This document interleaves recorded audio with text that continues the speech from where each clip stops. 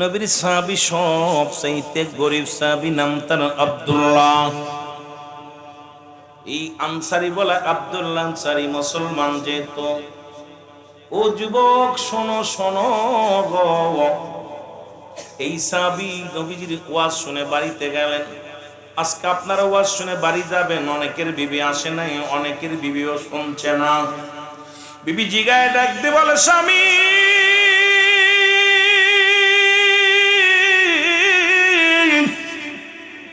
আপনি রাসূলুল্লাহর কদমে গেলেন, নবীজি কি ওয়াজ করছে বলেন গো। ডাক দে কয়, বিবি আমার নবী আজ ওয়াজ করেছে, যদি কোনো ব্যক্তি 5 ওয়াক্ত নামাজ সময় মতো আদায় করতে পারে, আমি নবী তার হাত ধরে জান্নাতে নিয়ে যাব। বিবি ডাক দে কয়, স্বামী রে আপনার কাছে একটা মাত্র দাবি, আমি কোনো বাড়ির দাবি করি না, গাড়ির দাবি করি না, সম্পদের দাবি করি না, দামি পোশাকও চাই না, দামি বালাখানাও চাই না, দামি স্বর্ণ অলঙ্কারও চাই না। আপনার কাছে শুধুমাত্র একটা দাবি করব, আপনি আমাকে একটু সুযোগ করে দিবেন, আমিও যেন সময় মতো আমার রব্বে কারিমের গোলামি করতে পারি। আমিও, আপনি যাবেন আল্লাহর জান্নাতে, নবীজির হাত ধরে নিব, আমিও যেন আপনার সঙ্গে রাসূলুল্লাহর সঙ্গে জান্নাতে যেতে পারি। ধরে বলেন মারহাবা। বিবি দেখছেন নি, কে যেমন স্বামী তেমনি বিবি। এই জন্য 5টা গুণের গুণান্বিত নারী বিয়ে করতে হবে। আমি আসবো আস্তে আস্তে, কারণ রুহুল আমিন সিদ্দিকী যুগ উপযোগী আলোচনা করি, বাস্তবতা নিয়ে আলোচনা বেশি করি। সময় যত যাবে, যদি আল্লাহ বাঁচিয়ে রাখেন, আপনারা যদি থাকেন আলোচনা, আর যদি চলে যান তাহলে তো আলহামদুলিল্লাহ, ঠিক কিনা? না কি বলবো? থাকলেও আলহামদুলিল্লাহ, না থাকলেও কি ভাই, ঠিক কিনা? বেজার হওয়ার কারণ আছে। এবার আল্লাহ নবী ডাকে আনসারী প্রতিদিন নামাজ আসে, নামাজ শেষ করে রাসূল সালাম ফিরায়, ডান দিকে সালাম ফিরা, আসসালামু আলাইকুম ওয়া রাহমাতুল্লাহ, আসসালামু আলাইকুম ওয়া রাহমাতুল্লাহ। বাম দিকে সালাম ফিরা যখন সাহাবীদের দিকে ঘুরিয়ে বসে, নবী ডাকে আনসারী সিঁড়ে ছুটে দৌড় বাড়ির দিকে একদম দৌড়াকার দৌড় শুরু করেন।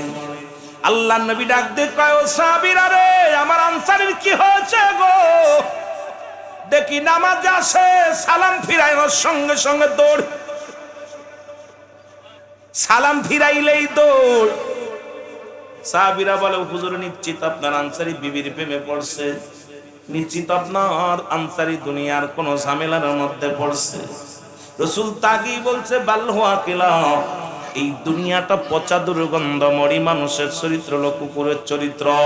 আজকে দুনিয়ার জিন্দেগি মাত্র 50 বছর আপনি বাঁচবেন, 60 বছর বাঁচবেন, এর মধ্যে আপনি ঘুষের মধ্যে জড়িত, সুদের মধ্যে জড়িত, জিনার মধ্যে জড়িত। এই পৃথিবীর কিচ্ছু আমার আল্লাহ রাখবে না, সব কিছু চূর্ণ বিচ্ছিন্ন করে দিবে রে মুসলমান। তারপরও ঘুষ ছাড়বেন না, জিনা ছাড়বেন না, অন্যায় ছাড়বেন না। আমার আল্লাহ কয়, কুল্লু মান আলাইহা ফান, আল্লাহ কয় বান্দার এই জমিনটা আমি রাখবো না, এই জমিনের মধ্যে যা কিছু আছে আমি চূর্ণ বিচ্ছিন্ন করে দিব। এই জমিনের মাটি গুলা আমি আল্লাহ পোড়াইয়া তামা বানায়া দিব। এই জমিনের মধ্যে যত পানি আছে সব পানি পুড়ে ছাই হয়ে যাবে। যেদিন কিচ্ছু বলতে কিচ্ছু থাকবে না, সেদিন থাকবে শুধু আমার আল্লাহ। আল্লাহ কয় বান্দারে, সেদিন থাকবো আমি রাসূলুল্লাহর ভালোবাসা নিয়া। তাই তো আমরা সুন্নি যারা নবীর প্রেমে পাগল, তাই তো যারা সুন্নি নবীরে ভালোবাসে, আল্লাহ থাকবে রাসূলুল্লাহর ভালোবাসা নিয়া, আমরাও থাকতে চাই নবীজির ভালোবাসা নিয়া। জোরে বলেন ঠিক কিনা? আর একটু জোরে জোরে চিল্লায় বলা যাবে না মারহাবা।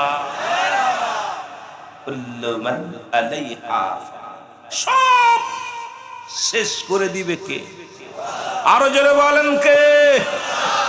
ও যুবক, সব কিছু শেষ করে দিবে আমার আল্লাহ, এই জমিনটারে শেষ করে দিবে আমার আল্লাহ।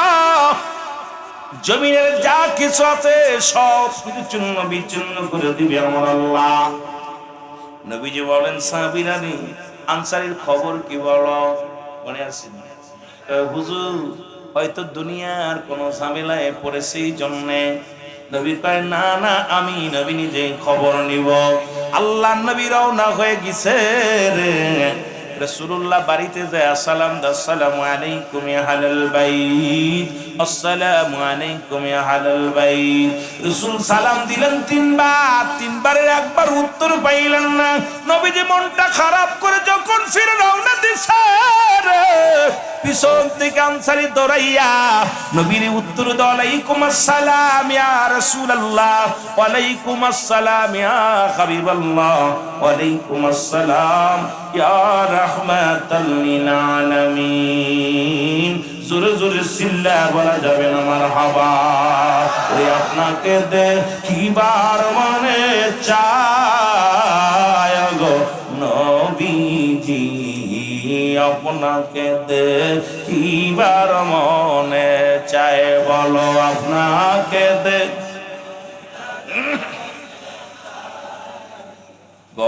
নবীজি আপনাকে ও নবী ও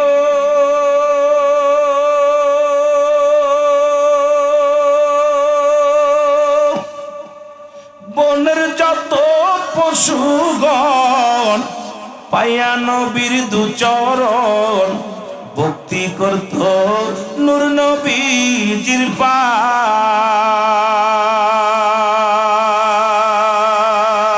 ওরে সাপে সে বাতাসি করত গায় গো নবীজি, কোন সাধনে পাইব আপনায়, বলো আপনাকে দেখিবার মনে চায় গণ ওগো আপনাকে পূর্বরি ফেরেশতাগণ করে কত জ্বালাতন, পূর্বরি ফেরেশতাগণ করত কতই জ্বালাতন। পাখি এসে বসত নিরালায় গো নবীজি, কোন সাধনে পাইব তোমায়, বলো কোন সাধনে ওগো নবীজি আপনাকে দেখিবার মনে। নবী কঠিন মোর দেশে আইল রাখালি আর বেশি,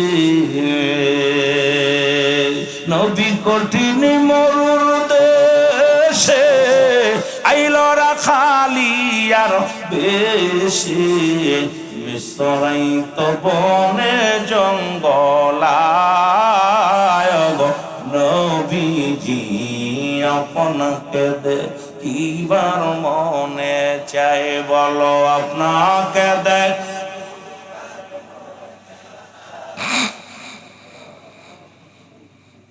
আপনাকে দেখিবার মনে। নবীর এই সমস্ত মুজিজা দেখা বিবি খাদিজা, নবীর এই সমস্ত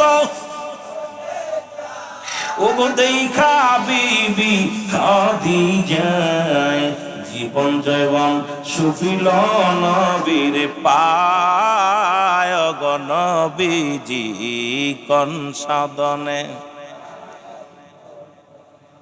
নবীরে চান কি চান না? আওয়াজ দিয়ে বলেন কোন সাধনে পাইব তোমায় গো নবীজি আপনাকে এ দুনিয়ার মুসলমান শোনো, রহমতের নবী বলে ও আমার আল্লাহর নবী ডাকতে বলে সাবির, আমি তোমারে 3 বার সালাম দিয়েছিলাম, তুমি 3 বারই উত্তর দিলা। তার মানে আর বুঝতে বাকি নাই তুমি সালাম শুনেছিল, উত্তর দাও নাই। সাহাবী বলে, ইয়া রাসূলুল্লাহ, ইয়া হাবিবাল্লাহ, আমি কেন উত্তর দিই নাই, কেন জবাব আমি আপনাকে দিতে পারলাম না? যদি দয়া করে একটু আমার বাড়িতে যাইতেন, আমি তা বলে বলতাম। নবী কয়, চলো। রাসূলুল্লাহ রওনা দিলেন। যাইয়া যখন দাঁড়াইলেন, আব্দুল্লাহ আনসারী, মুসলমান শুনে নাও, এবার দরজাটা খুলে দিলেন। দরজাটা খোলার সঙ্গে সঙ্গে দেখতে পাইলেন ভিতরে বিশাল একটা গর্ত খোঁড়া। আল্লাহর নবী ডাক দিয়ে বলে, আনসারী রে, ঘরের মধ্যে কেন এত বড় গর্ত খোঁড়া রে আনসারী? আনসারী বলে, ইয়া রাসূলুল্লাহ, ইয়া হাবিবাল্লাহ, যখন আপনি আমারে সালাম দিয়েছিলেন, তখন আমি উলঙ্গ অবস্থায় গর্তের মধ্যে বয়াছিলাম, এই কারণে আমি সালামের জবাব নিতে পারি নাই। আল্লাহর নবী বলে, আনসারী রে, কারণটা কি আমারে খুলে বলো। বলে, ইয়া রাসূলুল্লাহ, ইয়া হাবিবাল্লাহ, নবী গো,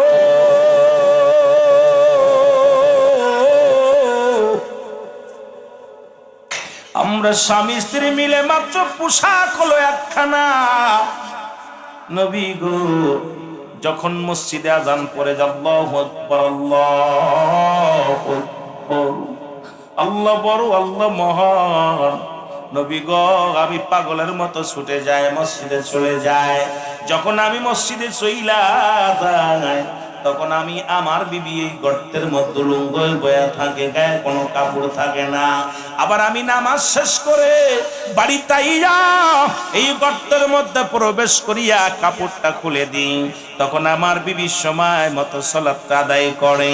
কারণ ওদিন আপনি যখন বলেছিলেন, নবী গো, আপনি বলেছিলেন যদি কোনো ব্যক্তি 5 ওয়াক্ত নামাজ, 5 ওয়াক্ত সালাত সময় মতো আদায় করতে পারে, আপনি তার হাত ধরে জান্নাতে নিবেন। ইয়া রাসূলুল্লাহ, ইয়া হাবিবাল্লাহ, নবী গো, এই দিনতে আমি যখন বাড়ি এসে এই কথাগুলো বলি, আমার বিবি আমারে বলে, স্বামী রে, জীবনে আপনার কাছে কোনো কিছু চাই না, একটা মাত্র দাবি, আপনি আমার একটু সুযোগ দিবেন, আমিও যেন 5 ওয়াক্ত সালাত, 5 ওয়াক্ত নামাজ সময় মতো আদায় করতে পারি। এই কারণে নবী গো, এক কাপড়ে 2 জন নামাজ আদায় করি গো নবী। যখন আজান হয়, আমি ছুটে যাই নামাজে, কাপড়টা পরিয়া নামাজ শেষ করে বাড়ি আসি, আবার কাপড় খুলে দিই। এই কাপড় পরিধান করে আমার বিবি নামাজ পড়ে। ইয়া রাসূলুল্লাহ, ইয়া হাবিবাল্লাহ, আল্লাহর নবী চোখের পানি ছেড়ে ডাকতে বলে, আনসারী রে, আয় আয় আয় রে, আমার মুখের মধ্যে আয়। আমি নবী কথা দিলাম রে, ইয়াউমাল কিয়ামতের ময়দানে তোদের স্বামী স্ত্রী দুজনকে আমি নবী হাত ধরে জান্নাতে নিয়ে যাব। জোরে জোরে চিল্লায় বলা যাবে না সুবহানাল্লাহ। আমি আপনাদের কাছে জানতে চাই, এই মহল্লার মধ্যে এমন কোন গরিব, এই রিকশা চালক, ভ্যান চালক, ও যুবক, আমার মন বলে এই মহল্লার মধ্যে এমন কোন গরিব নাই যার এক টুকরা কাপড় আছে, যে ভিক্ষা করে খায়, তার 2-4 খান কাপড় আছে। জোরে বলেন ঠিক কিনা, আরো জোরে বলেন ঠিক কিনা। ও মুসলমান শুনে নাও, এ বাবারা, এই মহল্লার মধ্যে যত মানুষ আছেন, এক টুকরা কাপড় দিয়া যদি স্বামী স্ত্রী নামাজ আদায় করতে পারে, আপনার আমার কত কাপড় দুনিয়ার মধ্যে। এই কাপড় থাকা পরও আমরা নামাজে যাই না, আমরা সালাত কাজা করি রে মুসলমান। আমার আল্লাহ যদি এই নামাজের বিচার, নামাজের হিসাব ধরে, আমার মন বলে বাঁচার কোনো উপায় নাই, উপায় নাই, উপায় নাই। কারণ 1 ওয়াক্ত নামাজ কাজা দিলে 80 হুতবা পরিমাণ জাহান্নাম। আরে 1 হুতবা পরিমাণ হলো 2,88,00,000 বছর। এখন আপনার আমার জীবন থেকে কত ওয়াক্ত নামাজ ছুটে গেছে, এটা যদি আমার আল্লাহ যদি দয়া না করে রে মুসলমান, বাঁচার কোনো উপায় নাই, বাঁচার কোনো পথ নাই। জোরে বলেন ঠিক কিনা। এই জন্য ওয়াজ শোনা নফল বন্দেগী, নামাজ ছিল ফরজ। এখন যদি বলি হয়তো মুসলমান কয়জন ব্যক্তি আপনারা ঈশার নামাজ আদায় করেছেন, লজ্জা দিব না, হয়তো অনেকেই বাদ পড়ে যাবেন রে যুবক বাবারা। কয়জন মাগরিব পড়েছেন, ফজর পড়েছেন, কয়জন জোহর পড়েছেন, যদি লজ্জা দিই আপনারা লজ্জা পাবেন। লজ্জা দেওয়ার আমার চিন্তা ভাবনা নাই।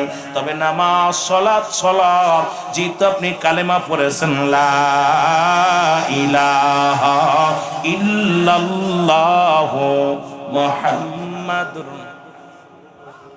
সাল্লাল্লাহু আলাইহি ওয়াসাল্লাম, আশহাদু আল্লা ইলাহা ইল্লাল্লাহু ওয়াহদাহু লা শারীকা লাহু, আশহাদু আন্না মুহাম্মাদান আবদুহু ওয়া রাসূলুহু। জোরে জোরে সিল্লা বলা যাবে না মারহাবা। মদিনা যাইতে পারলাম না, মদিনা। আরো জোরে জোরে চিল্লায় বলেন মদিনা যাইতে পারলাম না, মদিনা। আমি অসহায় তাই এত দূরে রই, আমি অসহায় দূরে রই, দূর থেকে সালাম জানাই, শুধু দূর থেকে নাই মদিনা যাইতে পারলাম না, মদিনা। আরো জোরে জোরে বলেন মদিনা যাইতে পারলাম না, মদিনা। এ নবীর প্রেমিকেরা রে,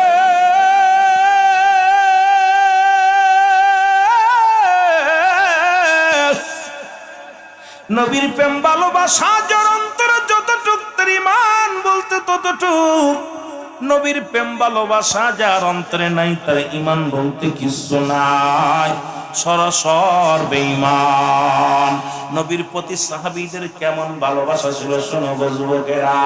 নামাজের আলোচনা আরো প্রয়োজন, কারণ নামাজ লজ্জা লাগে আমি মুসলমান হইয়া নামাজের যখন ওয়াজ করি দরকার ছিল ইহুদি খ্রিস্টানদের জন্য করার জন্য, কিন্তু মুসলমানদের কাছে নামাজের কথা বলা লাগে। নবীর কাছে চারটা জিনিস পেয়েছিল। নাম্বার 1 নামাজ। এক নাম্বার কি? আরো জোরে বলেন কি? ও যুবক, এক নাম্বার হলো নামাজ। 2 নাম্বার নবীর কাছে পেয়েছিল তার উম্মতগণ। আজকে কেন এক ভাই আর এক ভাইকে হত্যা করে রে মুসলমান? এক মুসলমানের লগে আর এক মুসলমানের সম্পর্ক এত খারাপ হলো কেন? আজকে ভাইয়ের শত্রু ভাই, বোনের শত্রু বোন। আজকে ভাই বোনের সম্পর্ক ভালো না, কারণ ওই যে আমার হাইরত তো মীর মোশাররফ লিখে গেলেন, হাইরত তো মুসলমান। ও মুসলমান শোনো, বিষাদ সিন্ধুর মীর মোশাররফ লিখলেন বিষাদ সিন্ধুর। এই যে মুসলমানের মধ্যে আজকে অর্থের জন্য মানুষ ওই কারবালার ময়দানে হত্যা। আজকে সমাজটা রাসূল বললেন বালহুয়া কিলাফ, এই দুনিয়াটা পচা দুর্গন্ধ মরি। মানুষের চরিত্র হলো কুকুরের চরিত্র।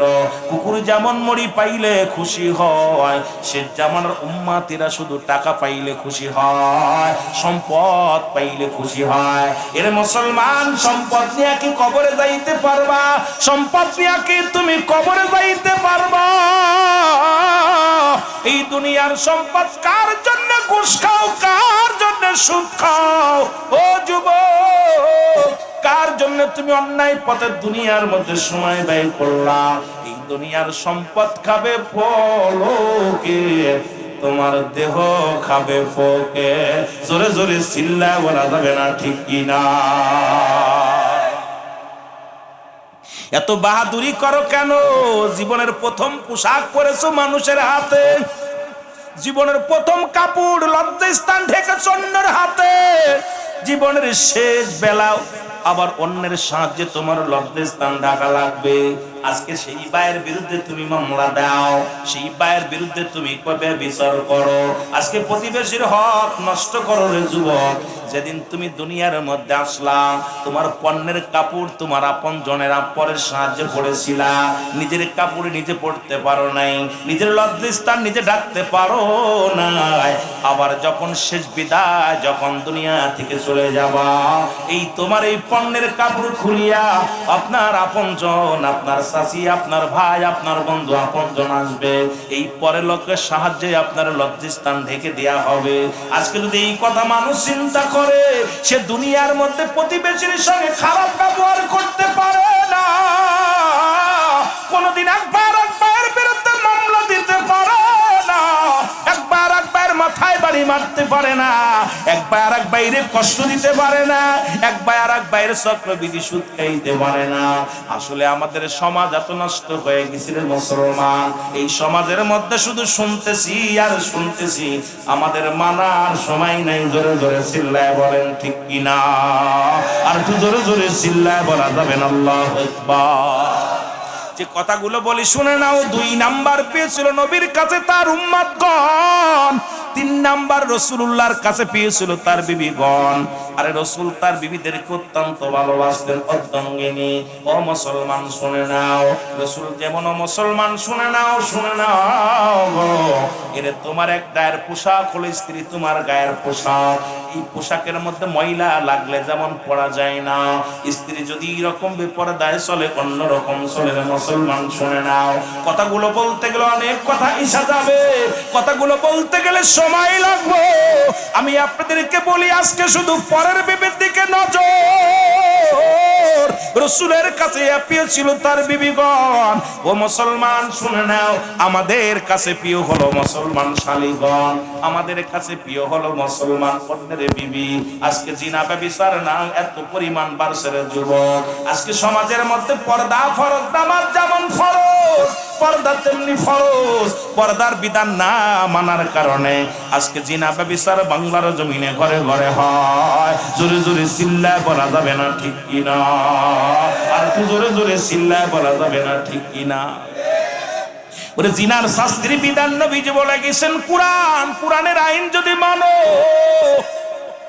যদি কোনো বিবাহিত পুরুষ, বিবাহিত নারী যদি জিনা করে, এই জিনার শাস্তির বিধান হলো, মুসলমান শুনে নাও, মাটি করে পর্যন্ত তার পুঁততে হবে, কঙ্কার নিক্ষেপ করতে হবে, পাথর ছুঁড়ে মারতে হবে, যতক্ষণ পর্যন্ত মৃত্যুবরণ না করবে ততক্ষণ পর্যন্ত মারা বন্ধ হবে না। নিশ্চিত যখন মারা যাবে রে যুবক, তখন সঙ্গে সঙ্গে মাটি করে তারে তুলতে হবে। এরপরে দুনিয়ার মধ্যে কুকুর শিয়াল দিয়া দিবালয় তার লাশটা খাওয়া দিতে হবে। এই দুনিয়ার মধ্যে বিবাহিত নারী, বিবাহিত পুরুষ জানাজা পাবে না, দাফন পাবে না, কাফন পাবে না।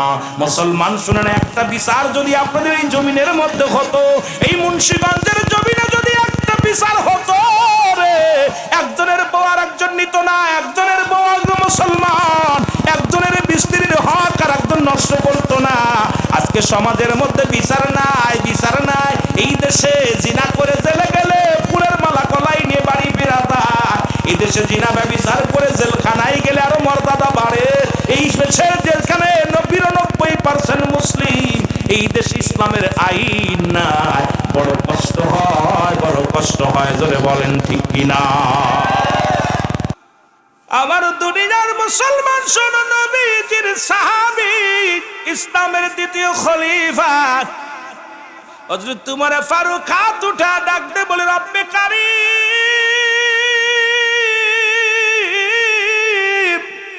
ও আমার রব্বে কারীম, ও আমার আল্লাহ, তুমি এই রাখালকে তোমার একটা জান্নাত দিয়া দিও রে আল্লাহ, এই রাখালকে তুমি একটা জান্নাত দিয়ে দিও। রাখাল ডাকতে বলে, মুনাফিক মুসলমান, তুমি নিজে একটা মুনাফিক, তুমি দোয়া করো আমার জন্য। তোমার দোয়া কি কবুল করবো আমার আল্লাহ? তুমি একটা সুর, তুমি দোয়া করো আমার জন্য, এই দোয়া কবুল হবে কেমনে তুমি বলো? এরে মুসলমান, আমার হযরত উমর ফারুককে গালি দিতে লাগলো, কত কথা শোনাইতে লাগলো। আর আমার দেশে এমপির বিরুদ্ধে কথা বললে মামলা হয়, আমার দেশে কোনো মন্ত্রীর বিরুদ্ধে বললে জেল খাটতে হয়, আমার দেশে চেয়ারম্যানের বিরুদ্ধে কথা বললে মুসলমান হত্যা হইতে হয়, আমার দেশে কোনো নেতার বিরুদ্ধে কথা বললে রে যুবক, ও যুবক শুনে নাও, হত্যাকাণ্ড ঘটে যায়। আইরে স্বাধীন দেশ, আইরে স্বাধীন দেশ, আইরে গণতন্ত্র, মুসলমান শুনে নাও। আজকে কথা বললেই দোষ, কথা বললেই দোষ, কিন্তু খলিফা ওমরকে কত গালি দিতে লাগলো। রাখাল ডাকতে কয় মুনাফিক, রাখাল ডাকতে কয় চোর, রাখাল ডাকতে কয় বাটপার, কিন্তু হযরত উমর ফারুক একবারও জবান দিয়া কোনো কষা কথা শোনাই নাই। এবার মাথাটা নত করে ডাক দে কয় রাখাল রে, তুমি বললা তুমি আল্লাহর জান্নাত চাও, তুমি আশা করেছ, আমি তোমার জন্য দোয়া করলাম, রব্বে কারীমের দরবারে দোয়া করলাম। এবার রাখাল কও চোর, তুমি একটা চোর, তুমি একটা মুনাফিক, তুমি দোয়া করলে কি আমার আল্লাহ শুনব? তোমার দোয়া কেমনে শুনব? তুমি একটা বাটপার। এরে আমার মুসলমান, এবার ডাক দেখো রাখাল, দ্বিতীয় দাবি তুমি দেখতে চাও তো তোমারে ফারুককে দেখতে চাও? কয় হ্যাঁ দেখতে চাই। কয় তাহলে তুমি শোনো, আগামীকাল তুমি ফজরের নামাজের ইমামতি করবে তোমারে ফারুক রাদিয়াল্লাহু তাআলা। তুমি যদি ফজরের নামাজটা জামাতের সঙ্গে আদায় করতে পারো, যদি সামনের কাতারে বসতে পারো, দেখবা হযরত উমরে ফারুক নামাজে আদায় করবে, ইমাম হবে, ইমাম হবে হযরত উমরে ফারুক। এইবার মুসলমান তুমি তাকে প্রাণ ভরে দেখবা। বলে তুমি উমরকে কোনোদিন দেখছো? বলে না দেখি নাই, অনেকবার স্বপ্ন নিয়ে গেছি উমরকে দেখার জন্য। যখন মসজিদে নববীর মধ্যে যায়, যা দেখি বড় লোক দামি দামি কাপড় গায়, আমি একটা রাখাল, আমার গায়ের পোশাক দামি নয়, পোশাকের মধ্যে আমার পোশাকের মধ্যে তালিযুক্ত পোশাক, এটা গায়ে দিয়ে কেমনে উমরের কাছে যায়? আমি ভয়ে আর ভীতি হইয়া যাইতে পারি নাই। এবারে ডাকতে কয় তোমার কোনো ভয় নাই, ভয় নাই, উমরের রাজ্যে কোনো মানুষ তোমারে কিছু বলবে না। আর মসজিদে যেখানে তোমার জায়গা, যেখানে তোমার পছন্দ হয়, এখানে তুমি বইয়া তুমি নামাজ আদায় করবা, কোন মুসল্লি তোমারে কোনো কুটু কথা শোনাইবে না। জোরে জোরে চিল্লায় বলো মারহাবা। আর একটু জোরে জোরে চিল্লায় বলা যাবে না মারহাবা। ওরে আমার মনের জল্পনা কল্পনা, নবী যাব আমি সোনার মদিনায়, বলো যাব আমি, আরো জোরে বলেন যাব আমি সোনার মদিনায়, বলো যাব আমি। আমার মনের জল্পনা কল্পনা, নবী যাব আমি সোনার। এই নবীজিকে ভালোবাসি, মনটা আমার অনেক খুশি, নবীজিকে ভালোবাসি, মনটা আমার অনেক খুশি, নবীজিকে ভালোবেসে তৃপ্তি বেঁধে নাও, বলো নবীজিকে ভালোবেসে না গো যাব আমি সোনা, বলো যাব আমি সোনা। আমার মনের জল্পনা কল্পনা, নবী যাব আমি সোনা। এর নবীর প্রেমে এত জাদু, ডাকিলে মনে হয় মধু, নবীর প্রেমে এত জাদু, ডাকিলে মনে হয় মধু, এই মধু কোথাও মেলে না, বলো এই মধু না গো যাব আমি সোনা, বলো যাব আমি সোনা। জল্পনা কল্পনা, নবী যাব আমি। এর মুসলমান তো তোমার বলিয়া রওনা হয়ে গেছে রে, রাখাল বাড়ি যাইয়া মাগরিবের নামাজ আদায় করে কান্দে যায় নামাজে বইয়া। রব্বুল আলামিন এই প্রতীকটারে কত দেরি কথা শোনাইলাম, একটা প্রতিবাদ করে নাই। আর এই লোকটা ইতিপূর্বে কখনো আমি দেখি নাই, এই লোকটার তো কোনোদিন মনোপ্রান্তরে দেখি নাই। নামাজটা পড়িয়া কান্দার বলে, আমার আল্লাহ, আমার বুঝি লোকটারে বেশি কথা শোনানো ভালো হয় নাই। ও রব্বুল আলামিন, যদিও সে মুনাফিক হোক, যদিও সে চোর হোক, আমার সঙ্গে তো খারাপ ব্যবহার করে না, আমি কেন তারে গালি দিলাম, আমি তারে কেন মন্দ বললাম? ওর অনুশোচনায় যায় না আমাদের মধ্যে বয়া চোখের পানি ছেড়ে কান্দে, আমাদের ভিতরে কোনো অনুশোচনা নাই। কত বাইরে কষ্ট দিয়ে একবার অনুশোচনা হয় না, কত অন্যায় করি অনুশোচনা হয় না। এবার রাখাল বইয়া বয়া মুসলমান ঈশান নামাজ পর্যন্ত বয়া রইলেন। ঈশান নামাজটা পড়িয়া রাখাল চিন্তা করে রে, এই লোকটা যখন কথা বলল, কথার মধ্যে কেন যেন মায়াবী ভাব লাগলো। বলেও হতে পারে যাব আমি আজকে, আমি যাব উমরের সঙ্গে দেখা করার জন্য। খলিফা উমরের সঙ্গে দেখা করার জন্য রওনা হয়ে গেল। এই বাগদাদ শহর থেকে রওনা হয়ে গেল রে মুসলমান, শুনে নাও। এবার যাইয়া মসজিদে নববীর মধ্যে নামাজ আদায় করব রে যুবক, শুনে নাও। মসজিদে নববীর মধ্যে যাইয়া যখন রাত্র যখন গভীর হয়ে গেল, এই মসজিদের দরজা খোলা, সবাই তাহাজ্জুদের নামাজ পড়ে। রাখাল যা ডাকে একটা লোক ওই মেম্বারের কাছে, যেখানে ইমাম দাঁড়াইবে পাশে একটা লোক দাঁড়ায়া দাঁড়ায়া নামাজ পড়ে। এইবার তার কাছে যা বসলেন আর চিন্তা করে এত রাত্রে কিসের নামাজ পড়ে। নামাজটা শেষ করার পর সালাম দিলেন, আসসালামু আলাইকুম ভাই। ওয়ালাইকুম আসসালাম, কে গো তুমি? বলে আমার নাম হযরত উসমান গনি রাদিয়াল্লাহু তাআলা। বলে আপনি এখানে আসছেন থাকতে? বলে ভাই তোমার বাড়ি কই? আমার বাড়ি পার্শ্ববর্তী এলাকায়, পাশের বাড়ি গ্রামে আমার বাড়ি। ও ভাই আগে বলো আজকের ইমামতি কে করবে গো? বলে এখানে তো তুমি কি জানো না, তুমি কি নতুন নামাজ পড়তে আইছো? বলে না, ইতিপূর্বে আরো কয়েকবার এসেছিলাম, কিন্তু আমার সৌভাগ্য হয় না ইমামকে দেখা। ওরে হযরতে আবু বকর উসমান গনি রাদিয়াল্লাহু তাআলা ডাকতে কয়, ভাই এরে আজকের ইশা ফজর মাগরিবের নামাজ মুসলমান গো, ওই না ফজরের নামাজের ইমামতি করবে খলিফা হযরত উমর ফারুক রাদিয়াল্লাহু তাআলা। আমার দেশে যেহেতু 92% মুসলমান, এই 92% মুসলমানদের মধ্যে আজকে এমপি সাহেব, অনেক এমপি আছে মুসলমান জানাজার নিয়ত জানে না, অনেক এমপি আছে 5টা কালেমা পড়তে পারে না, অনেক মন্ত্রী আছে এখনো সূরা কিরাত তারা জানে না রে মুসলমান, সূরা ফাতিহা ঠিক মতো পড়তে পারে না। কেমনে আবার দরবার চালাইব, কেমনে রাষ্ট্র চালাইব? এমনও চেয়ারম্যান আছে ইউনিয়নের, দাঁড়ায়া প্রস্রাব করে বইয়া করতে পারে না। এমনও মেম্বার আছে সমাজের মধ্যে যুবক, এর আমাদের নিয়ম কারণ কিছু জানে না, শরীয়তের বিধান হারাম হালাল বোঝে না। হয়তো অনেকে কষ্ট পাইতে পারেন কথাগুলো শুনলে। আজকে মুসলমান শোনো, আজকে ডিগ্রি অর্জন করছে বিদেশে যাইয়া, ছোট্টবেলা শুনতাম মানুষের মতো মানুষ হইতে হবে, বাবাই বলতো মানুষের মতো মানুষ হইতে হবে, উস্তাদ বলতো মানুষের মতো মানুষ হইতে হবে। আমি চিন্তা করতাম মানুষ তো আমি তো মানুষ, অমানুষ তো নয়। এখন বুঝি কেন বলতো? আজকে বিদেশে যাইয়া ডিগ্রি আইনিয়া, ডিগ্রি লইয়া যারা মুসলমান, ঘুষ ছাড়া যাদের কলম চলে না, যারা চেয়ারের মধ্যে বইয়া যারা ঘুষ খায়, এই মানুষটা মানুষ হতে পারে না, অমানুষ। জোরে বলেন ঠিক কিনা? বড় বড় ডিগ্রি লাগাইয়া নামের সাথে কি লাভ? ও যুবক, বিদেশ থেকে ডিগ্রি লইয়া ডক্টর হইয়া, এমবিবিএস ডাক্তার হইয়া চেম্বারে বইয়া, ও মুসলমান শুনে নাও, টাকার জন্য যারা অপারেশন থিয়েটারে যায় না, এ মনে রাখবেন এই সমস্ত ডাক্তারগুলো মানুষ হতে পারে না, এরা অমানুষ। সুতরাং এই মানুষগুলো ছোট্টবেলা শুনেছিলাম মানুষের মতো মানুষ হতে হবে।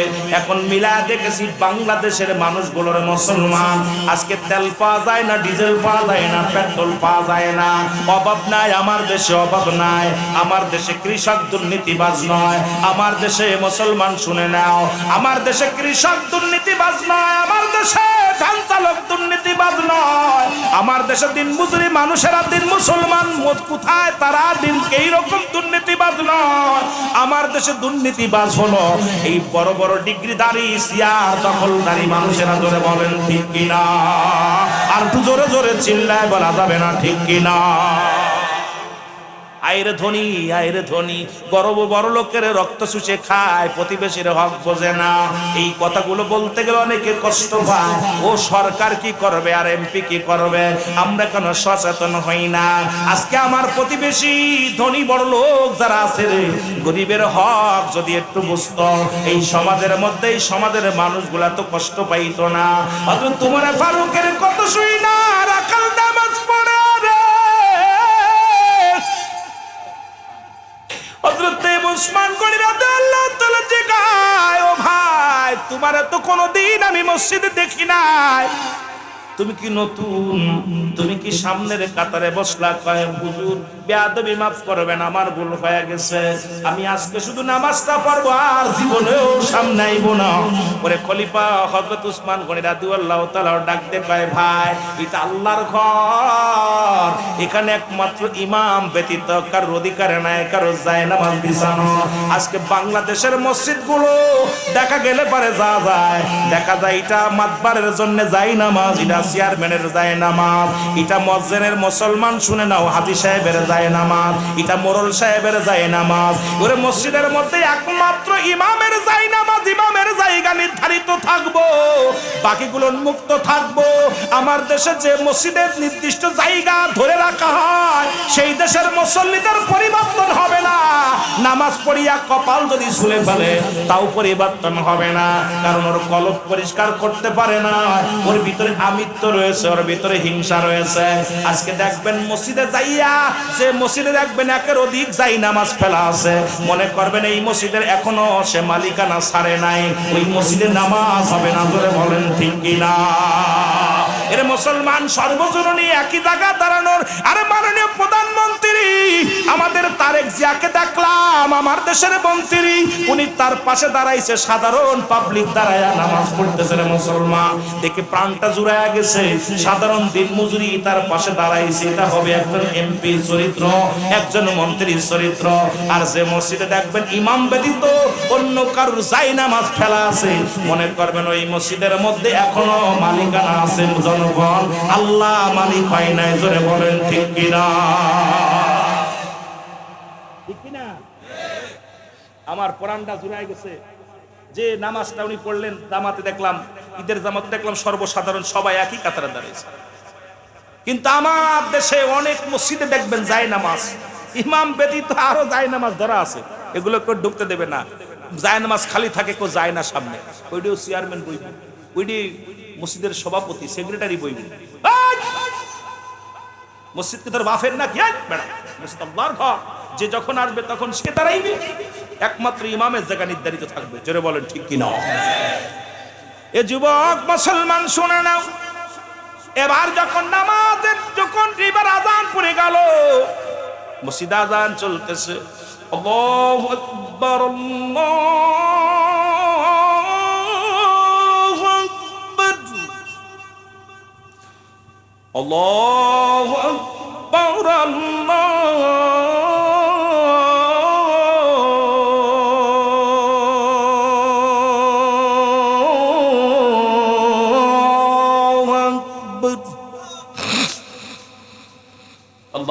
আল্লাহ মুহাম্মদ শুরু করছে, আসসালাতু খায়রুম মিনান নাওম,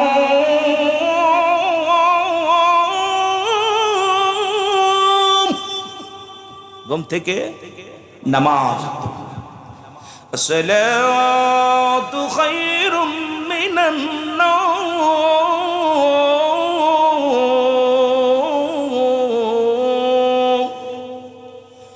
আল্লাহু আকবার আল্লাহু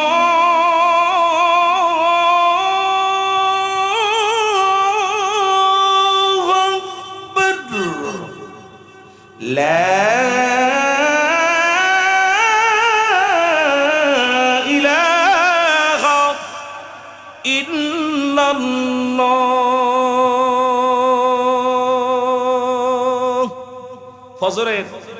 ফজরে আযান হয়ে গেছে। হযরত উসমান গনি রাদিয়াল্লাহু তাআলা বলতেছে, ভাই আপনারা যার মতো সুন্নাত নামাজ আদায় করেন। সুন্নাত নামাজ পড়া হলো।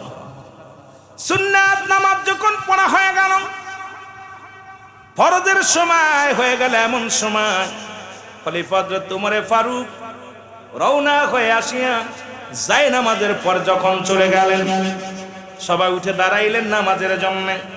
আর ওই রাখাল ডাকতে বল আল্লাহু আকবার, আল্লাহু আকবার, আল্লাহু আকবার, 3 বার আল্লাহু আকবার বললেন।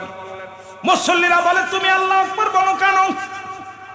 বলে কেন বলি, শুনছি হযরত ওমর ফারুক নামাজ আদায় করবে, নামাজ পড়াবে, খলিফা হযরত ওমর ফারুক হবে ইমাম।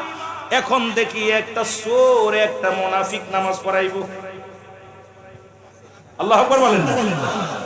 লোকজন কয় এখনো তো নামাজ শুরু করে নাই, নামাজের ভিতরে কোন সুন্নাত ওয়াজিব যদি ছুটে যায় তাহলে তাকবীর দেবা, তুমি তো এখন নামাজই শুরু করি নাই, কেবল ইমাম সাহেব আসলো। হযরত ওমর ফারুক দেখে বলে আমার ভাইয়েরা, ও মুসল্লি ভাইয়েরা নীরবতা পালন করেন, সমাধান আমি দিব, আমি খলিফা ওমর দিব। যেহেতু নামাজের সময় হয়ে গেছে, আপনারা সবাই এখন কি করেন, আদবে বজায় রাখেন, আদবে সবাই আদবের জবান বন্ধ রাখেন। নামাজটা শেষ করা হলো। নামাজ শেষ করার পর কিন্তু ওই যে রাখালের মনে মনে চিন্তা, এটা বেটা চোর, এটা মুনাফিক, ওই যে বলার তালে আছে মনে মনে। এবার নামাজ শেষ করার পর খলিফা দাঁড়াইলেন, দাঁড়ায় উপস্থিত মুসল্লিদেরকে উদ্দেশ্য করে বললেন, ভাইয়েরা শোনেন, ওই লোকটা যা বলেছে ঠিক বলেছে, ওই লোকটা কোনো অন্যায় বলে নাই। গতদিনের কাহিনী শোনেন, গতদিন আমি হযরত ওমর ফারুক এই মহল্লা দেখতে গিয়েছিলাম, আমি ছদ্মবেশে, আর ওনার সঙ্গে আমার দেখা হয়, পিপাসায় বড় কাতর হয়ে যায়। আমি যদি বাইরে না যাইতাম, আমি নিজ চোখে দেখে এসেছি কুরআনের আইন কত সুন্দর, হাদিসের আইনগুলো কত সুন্দর। আমি খলিফা হযরত ওমর ফারুক, তাকে কত ভয় পায় মানুষ, আর ওনার ভিতরে তাকওয়া দেখেছি, আল্লাহর ভয়। সুতরাং উনি যেটা বলে শোনাটা ঠিক আছে।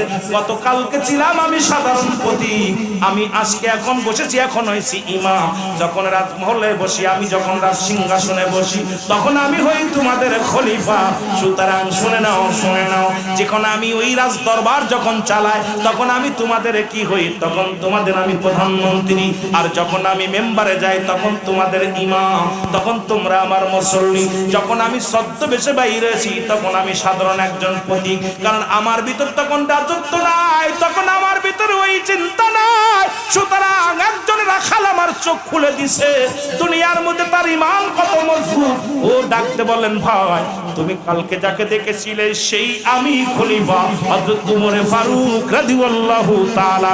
সঙ্গে সঙ্গে লোকটা বেহুশ হয়ে জমিনের মধ্যে পড়ে গেলেন।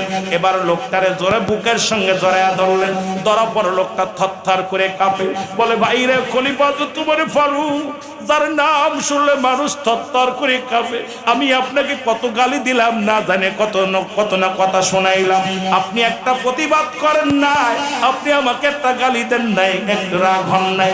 খলিফা ওমর ডাক দেখায়, ভাই রে, আমার রব্বে কারীম এই দুনিয়ার মধ্যে পাঠাইছে আমারে তার গোলামি দাসত্ব করার জন্য।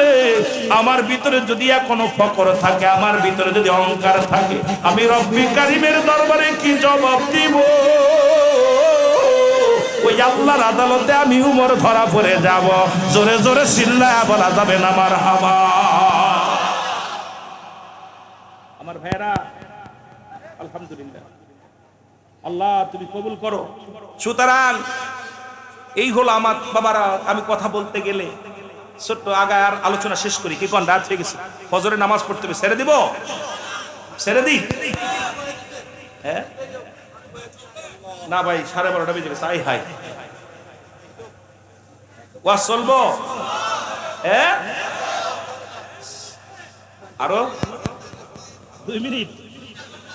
আলহামদুলিল্লাহ, আস্তে আস্তে ছেড়ে দিব, আপনাদের দেরি হবে। যখন আজান পড়ে যাবে তখন আপনাদের ফজরের নামাজ ফরজ, ওয়াজ শোনা নফল বন্দেগী, নামাজ হলো ফরজ, নামাজ কি ফরজ, আর ওয়াজ হলো নফল বন্দেগী। শুনলে সব আছে, না শুনলে কোনো গুনাহ নাই। এখন আপনারা যদি ওয়াজটারে ফরজ বানাই নেন তাহলে বিপদ, আর আমিও বিপদে পড়ে যাব। আমার বাবারা, আর একটা কথা বলি, হযরত ওমর ফারুক কথা বলে শেষ করি। সেটা হলো খলিফা ওমর রাত্রে বেলা রওনা দিছে ছদ্মবেশে। আরেকদিন যা জিন্ন শূন্য একটা এলাকার মধ্যে যায়, দেখে একটা ভাঙ্গাচুরো ঘর। সালাম দিছে, আসসালামু আলাইকুম ইয়া আহলাল বাইত। ভিতর থেকে আওয়াজ আসে, ওয়ালাইকুম আসসালাম। কে? বলতেছে আমি একজন পথিক। ভিতরে কে? মাগো তুমি আসো? তাকে আসে। ভিতর থেকে বাইর হইছে একটা জিন্ন শূন্য একটা মহিলা, ভিতর থেকে বাইর হইছে।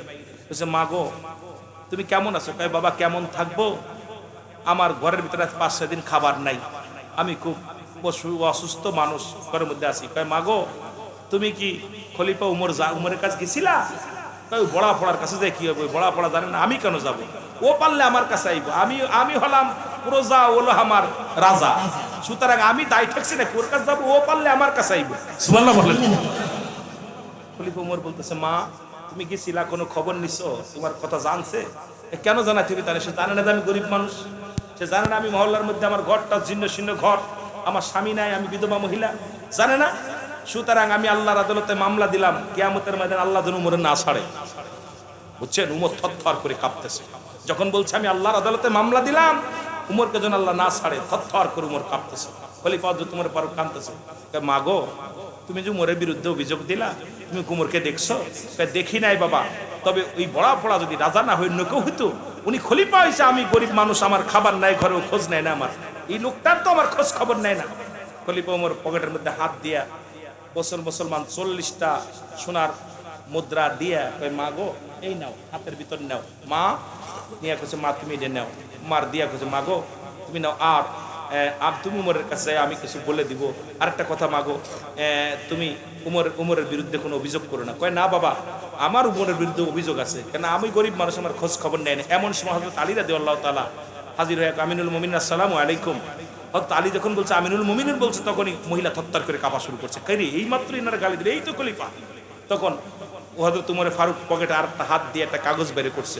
কাগজ বের করে বলছে মা, এটা চামড়ার কাগজ বের করছে। মা তুমি এই কাগজের মধ্যে লিখে দাও যে আল্লাহর আদালতে এই 40টা দিন তোমাকে স্বর্ণ মুদ্রা দিলাম, আরো দিব, তুমি বিনিময় তুমি লিখে দাও খলিফা উমরের বিরুদ্ধে কোনো অভিযোগ নেই আল্লাহর কাছে। বলো লিখে দাও মা গো, তুমি লিখে দাও, তুমি যদি আল্লাহর আদালতে আমার বিরুদ্ধে অভিযোগ করো আমি ধরা পড়ে যাবো মা। আর এই সাক্ষী থাকলো হযরত আলী রাদিয়াল্লাহু তাআলা। আলীকে বলতেছে আলী তুমি সাক্ষী থাকো, এই মহিলা আমারে বলতেছে আমার বিরুদ্ধে কোনো অভিযোগ নাই। মহিলা দিয়া সাক্ষী নিয়ে লেখা নিলেন। লেখাম বলতেছে মা গো তুমি আমারে ক্ষমা করে দিও, আমি তুমি যে 2টা দিন না খেয়ে আসো, আমি খোঁজ নিতে পারি নাই, সুতরাং এর জন্য তুমি যদি আল্লাহর আদালতে মামলা দাও, আমি উমর কাঠগড়ায় দাঁড়ায় যাব, মা গো তুমি আমার ক্ষমা করো। উনি লিখে নিলেন, লিখিত নিয়ে হযরত আলীর হাতে দিলেন। আলীকে বলেন আলী আমি যেদিন মারা যাব, এই কাগজটা আমার কবরের ভিতর দিয়ে দিবা, কারণ এটা ভুল করো না, যদি তোমার আগে আমি দুনিয়া থেকে চলে যাই, কাগজটা আমার কবরের ভিতর দিয়ে দিবা, কারণ উনি যে লিখিত দিচ্ছে আমার বিরুদ্ধে কোনো অভিযোগ নাই, যদি আমার বিরুদ্ধে একটা প্রজা অভিযোগ দেয় আল্লাহর আদালতে আমি কি জবাব দিব? আমাদের দেশে যারা আসছে বিগত দিন, যারা এখন, যারা আমার বাবারা, আমার বর্তমান আমাদের সুখ না এমপি মন্ত্রী যারাই হোক, তাদের বিরুদ্ধে জনগণের অনেক অভিযোগ আছে। জোরে বলেন ঠিক কিনা? জোরে বলেন ঠিক কিনা?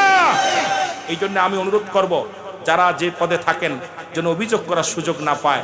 আল্লাহ রাব্বুল আলামিন যেন তারাও যেন একটু খোঁজ খবর নিতে পারে।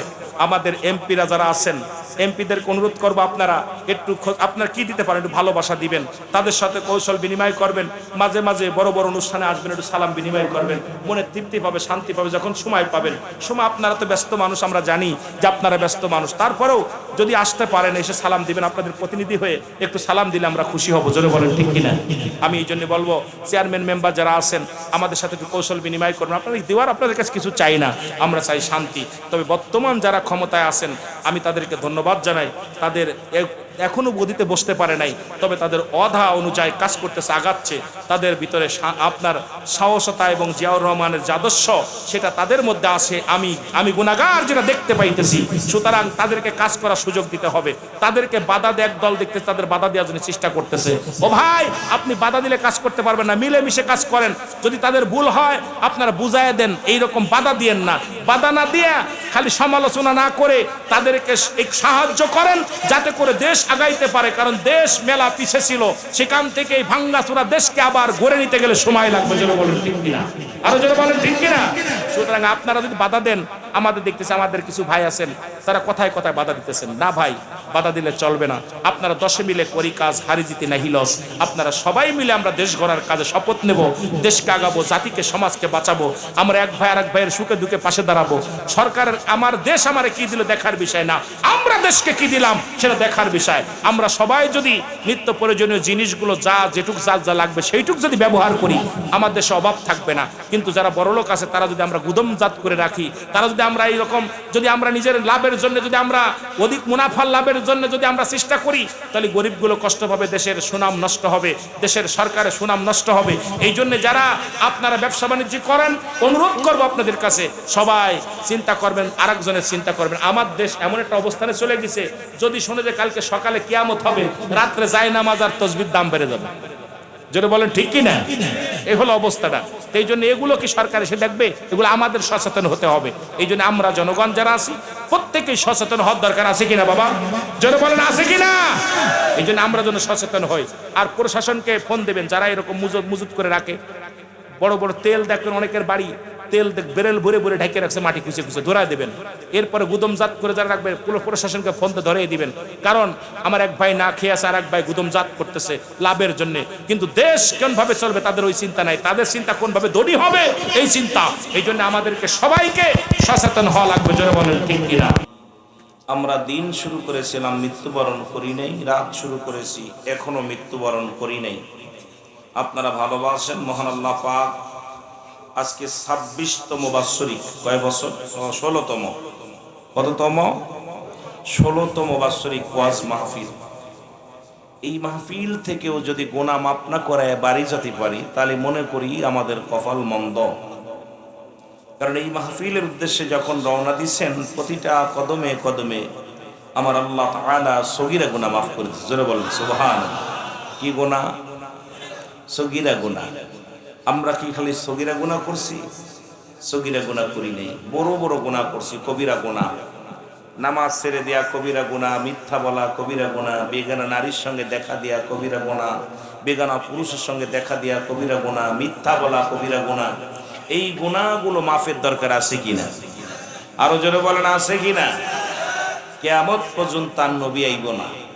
কিয়ামত পর্যন্ত নবীদের দরজা বন্ধ, তওবার দরজা খোলা। আল্লামা কুতবী রাহমাতুল্লাহ বয়ান করে, দুনিয়ার মানুষ শোনো, যত গুনাহ করছো এই গুনাহর কথা মনে করে বান্দা যখন খাস তওবা করে আল্লাহ বলে ডাক দেয়, আল্লাহ তাআলা বান্দার জীবনের সব গুনাহ মাফ করে দেয়। জোরে বলেন সুবহানাল্লাহ।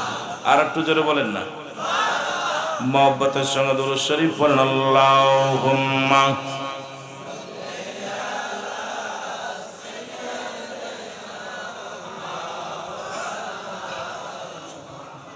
ওয়াদানি সুন্নাতিনা।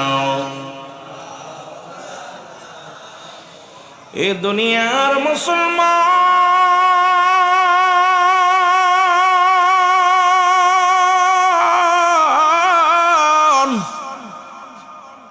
এ জীবন জীবন নয়, এমন একটা জীবন আছে যে দেশে গেলে মানুষের বিচার হয়, যে দেশে গেলে মানুষের হিসাব হয়, যে দেশে গেলে মানুষ আর কোনোদিন ফিরে আসে না। আমরা সবাই সেই দেশের যাত্রী। পৃথিবীর মধ্যে আসার একটা সিরিয়াল আছে, যার কোনো সিরিয়াল নাই। দেখা যায় বাবা জিন্দা, সন্তান দুনিয়ার মধ্যে নাই। সন্তান জিন্দা, বাবা দুনিয়ার মধ্যে নাই। বাবার কাঁধে সন্তানের লাশ, মুসলমান সন্তানের কাঁধে বাবার লাশ, ভাইয়ের কাঁধে ভাইয়ের লাশ। কেউ বলতে পারি না কখন যেন দুনিয়া থেকে বিদায় হয়ে যায়। যে কোনো মুহূর্তে আসতে পারে মালাকুল মউত। যে কোনো মুহূর্তে আমি আপনি ধরা পড়ে যেতে পারি। ও যুবক, আপনার পরবর্তী সময় আপনার জন্য কি নিয়ামত বয়ে আনতেছে আপনি আমি কেউ জানি না। এখানে বসেছি, সকাল পর্যন্ত বেঁচে থাকবো, আর একটা ঘন্টা বাঁচবো বা 2-4 মিনিট বাঁচবো, কেউ গ্যারান্টি দিতে পারবো না। জোরে বলেন ঠিক কিনা? আর একটু জোরে জোরে চিল্লায় বলেন ঠিক কিনা? কে জানতো মুসলমান? ও মুসলমান গভীর মনোযোগ, কে জানতো ঈদের আনন্দ কাটাইয়া ঢাকা শহর অফিসে করার জন্য, চাকরির জন্য, রিজিকের সন্ধানে বাড়ি থেকে রওনা দিয়েছে। পদ্মা সেতু ফেরিঘাটে আইয়া চিরঘুম ঘুমায়া গেছে। ও মুসলমান, এমন মৃত্যু দিছে আমার আল্লাহ, বাসটা পানির মধ্যে ডুবিয়া। যারা দুনিয়া থেকে বিদায় নিয়ে গেল, মাসুম বাচ্চাগুলো নিরীহ মানুষগুলো রব্বুল আলামিন নিয়ে গেছে, কখনো তারা ভাবতে পারে নাই। আজকে আমরা যারা মাহফিলে আসলাম, সুতরাং যে কোনো মুহূর্তে মালাকুল মউত আসতে পারে, যে কোনো মুহূর্তে মারা যেতে পারি। ও রব্বুল আলামিন,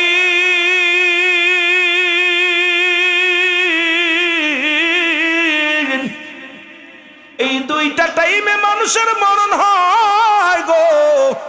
একটা হলো রাতের বেলা, আর একটা হলো দিনের বেলা। দিন শুরু করেছে আমার আল্লাহ নামাজ দেয়া, রাতও শুরু করেছে আমার আল্লাহ নামাজ দেয়া। দিনের শুরু হলো মাগরিব, মুসলমান ফজর। এবার 2 রাকাত সুন্নাত নামাজ আপনি আমি আদায় করলাম, সঙ্গে সঙ্গে হয়ে গেলাম আমরা নবীর প্রেমিক। আজকে নবীর জন্য জীবন দিয়া দিই, ফজরের নামাজ কাজা করি, নবীর জন্য জীবন দিয়া দিই, মুখের দাড়িগুলো শেষে ফেলি, নবী নবী কইয়া গলা ফাটাইলাম, নবীর সুন্নাত তরিকার মধ্যে না ঢুকলাম। ও মুসলমান, নবীর আদর্শ শোনো, নবীর ভালোবাসা শুনে নাও, এই নবীর কথাগুলো শোনো, যুবক বন্ধুরা শুনে নাও। এই রাসূলের 2 রাকাত সুন্নাত যখন তুমি আদায় করলা, সঙ্গে সঙ্গে হয়ে গেলা তুমি আমার রাসূলের প্রেমিক। এই 2 রাকাত ফরজ নামাজ তুমি আদায় করলা, সঙ্গে সঙ্গে হয়ে গেল তুমি আল্লাহর গোলাম। যদি দিনের মধ্যে তোমার মরণ হয়, তুমি হলে 1 নম্বরে আমার নবীর প্রেমিক, আল্লাহর গোলাম। জোরে জোরে চিল্লায় বলা যাবে না আমার হাওয়া।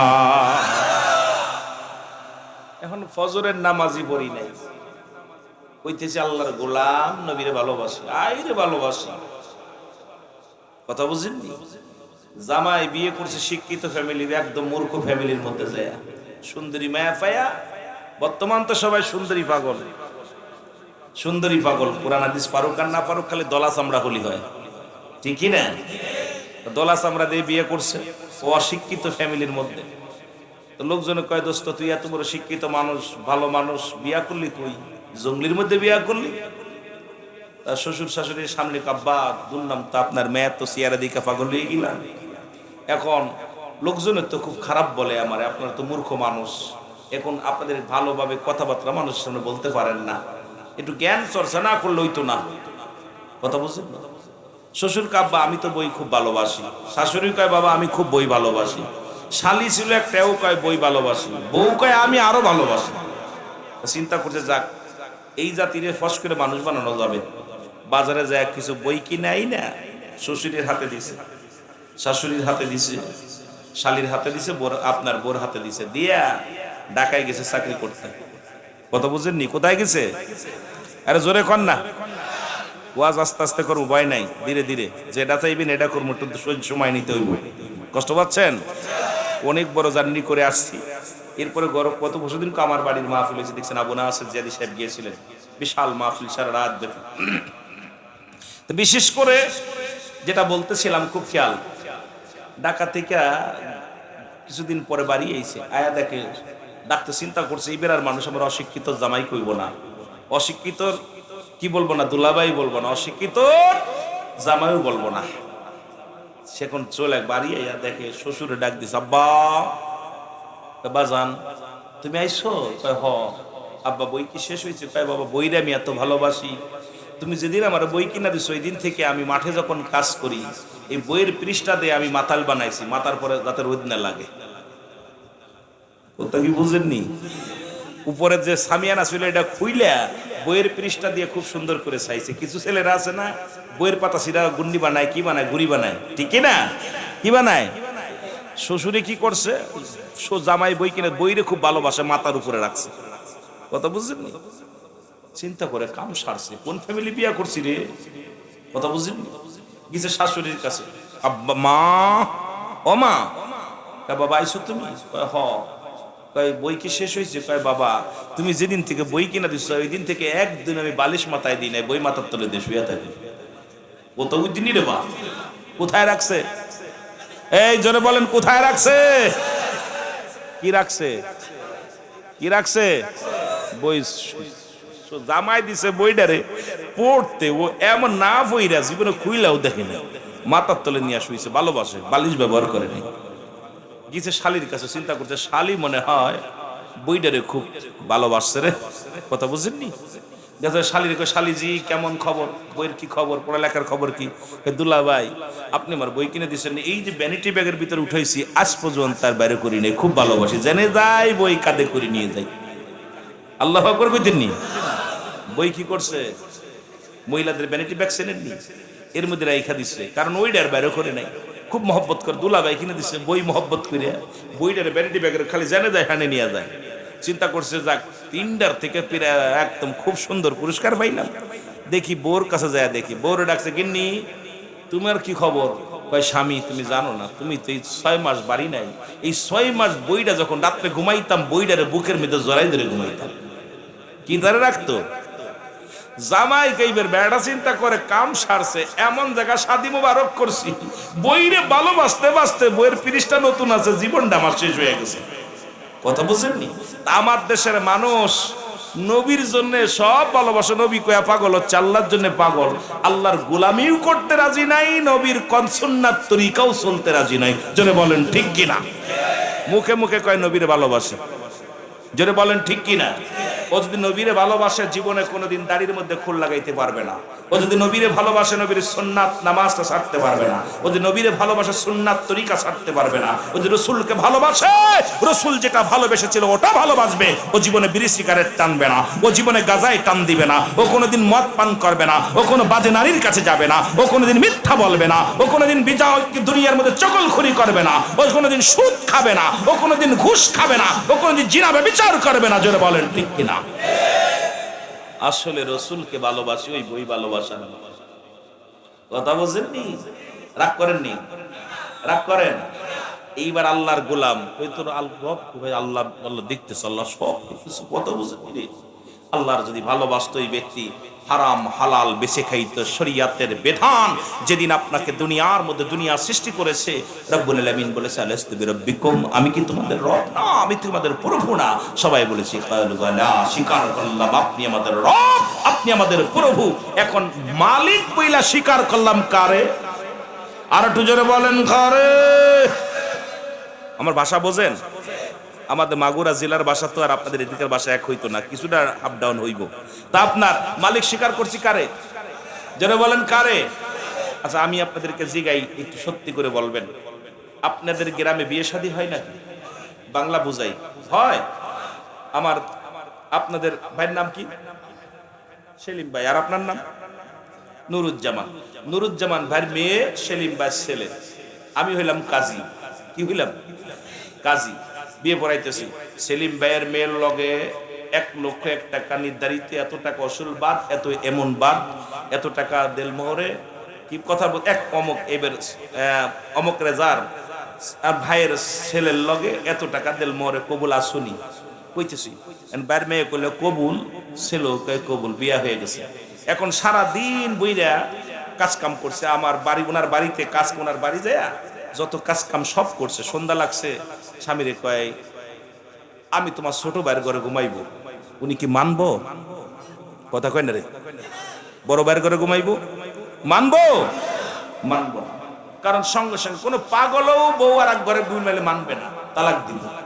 তদ্রুপ রব্বে কারিমের কাছে স্বীকার করলাম আপনি আমার রব, আপনি আমার প্রভু। সাধারণত একটা বিবিকে যদি কবুল করার কারণে অন্যায় করলে তাকে পিটাইতেছেন, ঘর ছাড়া করতেছেন, তাকে কি প্রহার করতেছেন, এত কাজ করে আপনাকে ভালোবাসা দেয়, রান্না করে খাওয়ায়, সন্তানাদি লালন পালন করে, এত কষ্ট করা পরও একটু ত্রুটি করলে তাকে ছাড় দেন না। তদ্রূপ আমার মালিক আপনার সঙ্গে কবুল করা দিছে, আমি কি তোমার রব? নিয়ে আমরা বলছি হ্যাঁ আপনি আমাদের রব।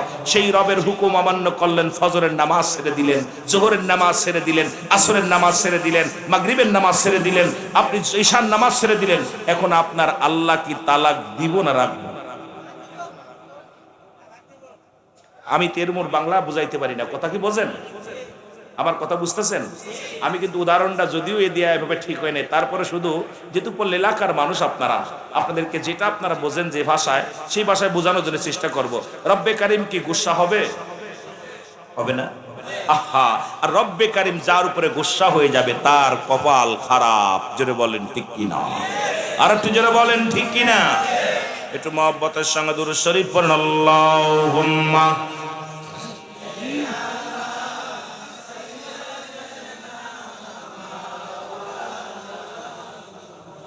ولا يعلي سيدنا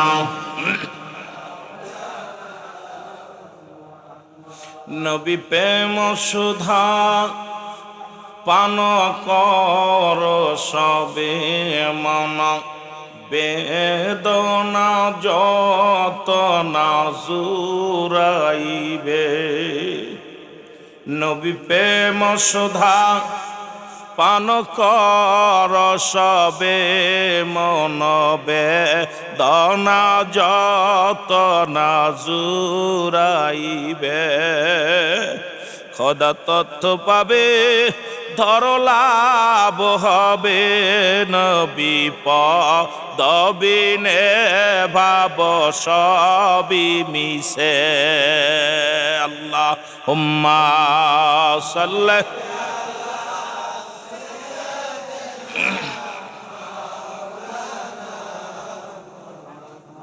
ولا يعلي سيدنا আরো জোরে বলুন আল্লাহুম্মা সাল্লি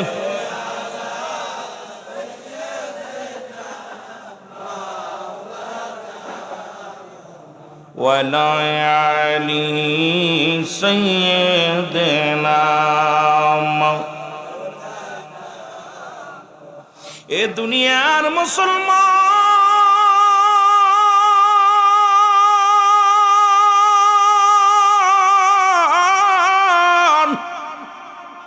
দিলের কান্ডা লাগা শোনো এক ওয়াক্ত নামাজ কাজা গেলে আসিবা পরিমাণ জাহান্নাম এইবার আপনার আমার জীবন থেকে কত নামাজ ছুটে গেল এক খুতবা পরিমাণ হলো 2,88,00,000 বছর নামাজ ও যুবক এক ওয়াক্ত নামাজ যদি আপনার জীবন থেকে ছুটে যায় আজকে আপনার জীবনটাই তো বরবাদ রাসূলুল্লাহর কাছে এক নম্বরে প্রিয় ছিল নামাজ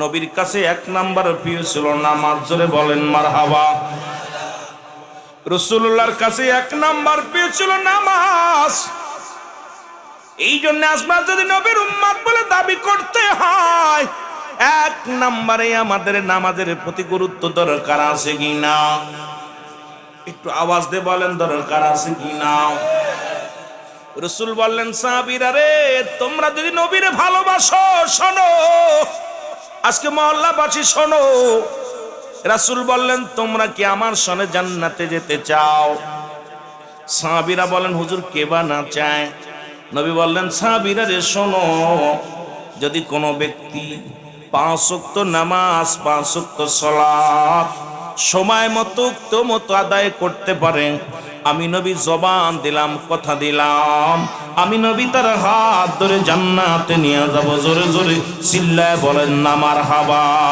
মদিনা যাইতে পারলাম না মদিনা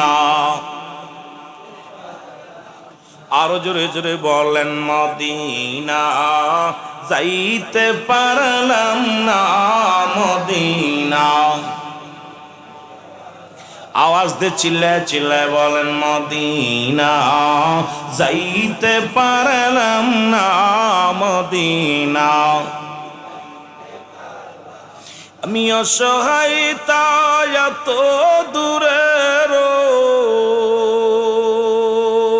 আমি অসহায় তাই এত দূরে রই দূর থেকে সালাম জানাই বলো দূর থেকে নাই মদিনা যাইতে পারলাম না মদিনা একটু মহব্বতে বলেন মদিনা যাইতে পারলাম না মদিনা মদিনার নাম কত মধু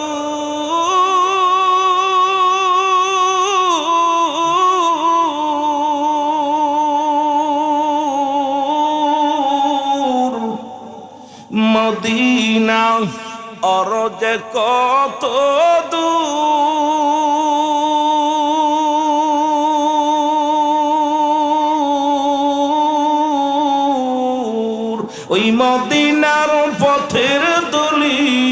বলোই মদিনার পথের দুলি মাকুতে পারলাম না মদিনা।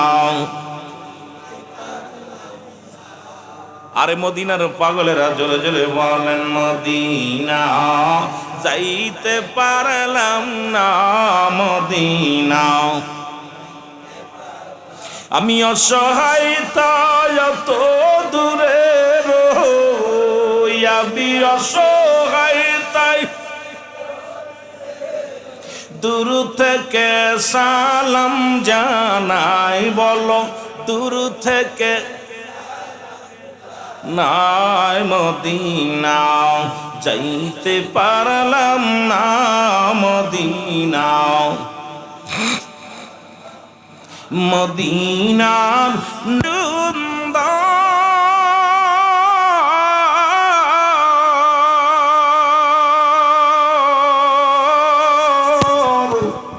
মদিনা কেরে সে অন্ত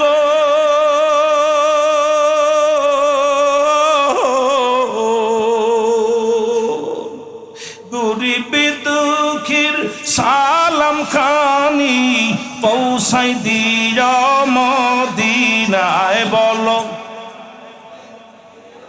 এই আর একটু সাউন্ড বাড়ায় রাখেন। নাই মদিনা যাইতে পারলাম না মদিনা। এ দুনিয়ার মুসলমান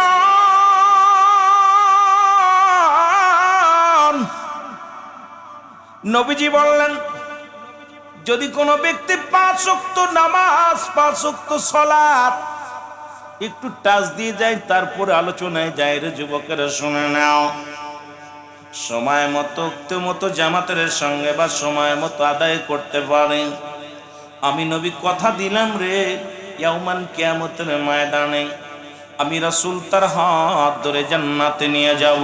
সুবহানাল্লাহ বলেন। এখন আপনারা কারা কারা নবীর সঙ্গে জান্নাতে যেতে চান একটু হাত তুলে দেখান জোরে জোরে।